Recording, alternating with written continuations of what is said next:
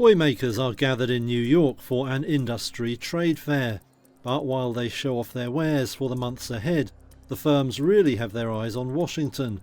With Donald Trump confirming tariffs on Chinese goods will now hit 20%, toy brands say that can only mean more expensive gifts in the future.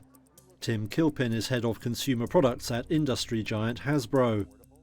Over 60% of the toys that are sold in the United States are under $20 retail. And so one of the things we're really trying to do in the situation with tariffs is make sure that our toys stay affordable, but at a certain level the tariffs are going to drive consumer prices up. There's really no way around that. We're working hard to mitigate the impact of that. We're working with our vendors, we're working with our supply chain, but we really don't see any way that consumers aren't going to be affected by these tariffs. Arch rival Mattel says it too is trying to figure out how to price goods for the fall season. The firm says it's also trying to reduce its dependence on China for manufacturing. Right now, Mattel sources about 40% of its toys in the country, but it's aiming to cut that significantly by 2027. Some in the industry also hope Trump might be open to an emotional appeal.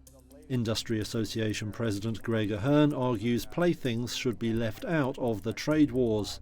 What we would like is that we have a hard look at the categories overall, and that the toy industry, because of what we do for kids, particularly helping kids emotionally, mentally, physically, and so important to their childhood, that there would be a way to look at our industry, particularly the toy industry, and keep us out as an exclusion of any tariff policy. There is no sign, so far, that Washington is set to heed that appeal.